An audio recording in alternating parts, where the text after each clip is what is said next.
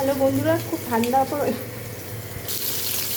Hello বন্ধুরা, খুব গরম পড়েছে, তো আম টক খেতে ইচ্ছে করছে। তো আজকে আমি বানাচ্ছি আমের টক। এখানে দিয়েছি সর্ষের তেল, সর্ষে ফোড়ন, আর দিয়েছি আম।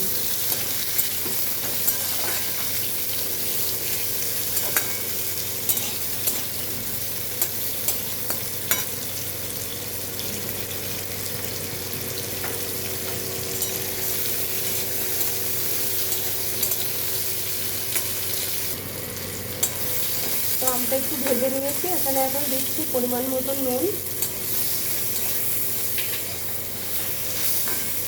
একটু হলুদ গুঁড়ো,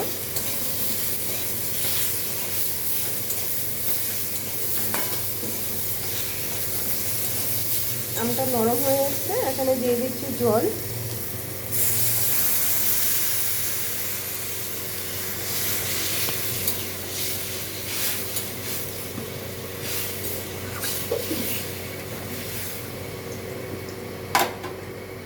এখন এটা খুব ভালোভাবে ফুটবে। আমটা নরম হয়ে গেছে, খুব ভালোভাবে ফুটে গেছে।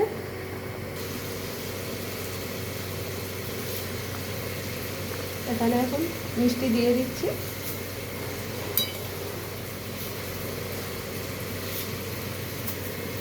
খুব বেশি মিষ্টি হবে না, টক থাকবে একটু। টক না থাকলে তো ভাতটা টেস্টি লাগবে না। গরমের সময় টকটাই তো মেন। আমের টক মানে টক মিষ্টি সমান সমান থাকবে, তাহলেই না খেতে ভালো লাগবে। তো হয়ে গেছে আমের টক। আপনারা খাবার পরে অল্প ভাতের মধ্যে আমের টকটা নিয়ে খাবেন, খেয়ে দেখবেন, কমেন্ট করবেন, লাইক করবেন, শেয়ার করবেন, অবশ্যই জানাবেন কেমন হয়েছে।